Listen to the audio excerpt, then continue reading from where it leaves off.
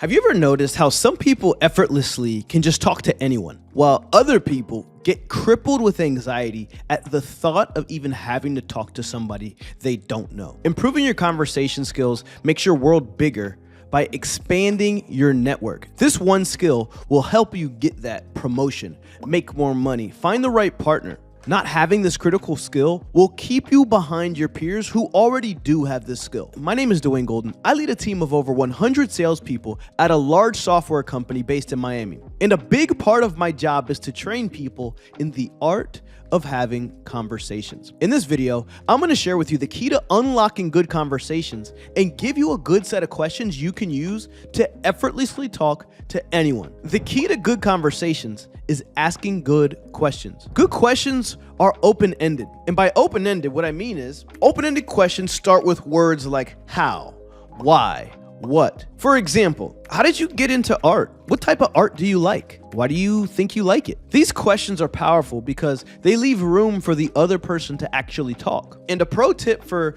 those who may get anxiety at the thought of having to talk to people you don't know, if you're going to a situation where you think you're gonna have to talk to some people at a party or at a networking event or whatever, and it makes you a little uncomfortable, one of my favorite hacks is going in there with some questions already prepared. Because good questions take the pressure completely off of you to talk.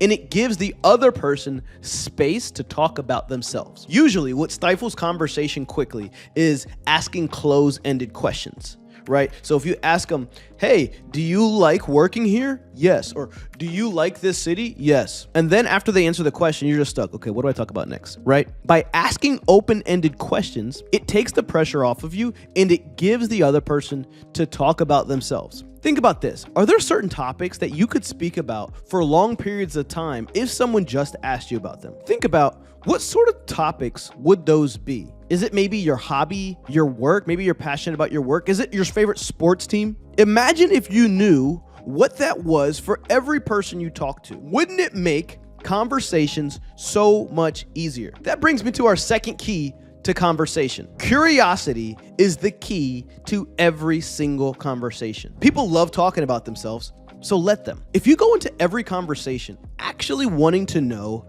about the other person and seriously take genuine interest in what the other person's into, no matter their status or attractiveness. Things like, how did you end up in New York or whatever city or town you're from? Like, actually get curious about people's story. Most people who aren't good at the art of conversation simply because they aren't curious. They're a little bit too focused on themselves. I know for myself, that's how I was. Like, I was constantly in my head.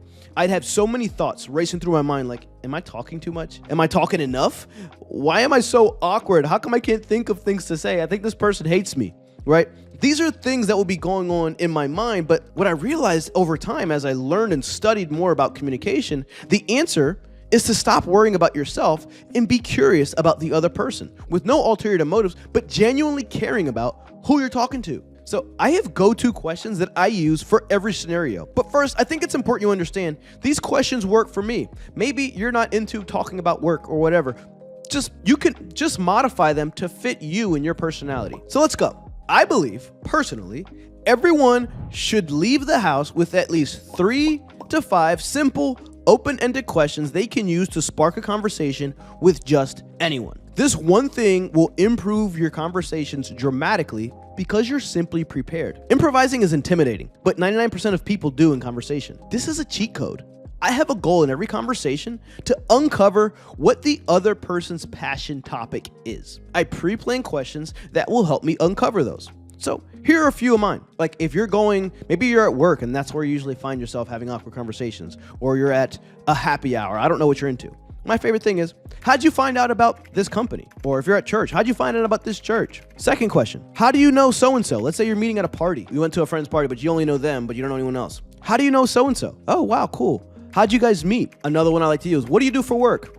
How did you get into that? This one is like my favorite of all time. So if you're at least an adult, most people are working in some fashion or another, right? What do you do for work? How'd you get into that? This opens people up and it starts a conversation, whether they love their job or they really don't like it. If they don't like it, oh man, what is it about it that you don't like? What would you rather be doing? Like, it allows you to open up so many cool conversations. The last one that I like to use is, what made you choose to live in this city? Like, how did you end up here? Why do you like it or why don't you? These are my go-to questions. I would encourage you, customize them, use them, maybe come up with your own, but leave the house prepared so you're not winging it. Maybe you're watching this video and wondering, how can I use conversations or networking to land my dream job? Check out this video here where I explain exactly how I use this skill to land a job that pays me multiple six figures every year and over $1 million in stock options. And I don't even have a college degree. Check this video out.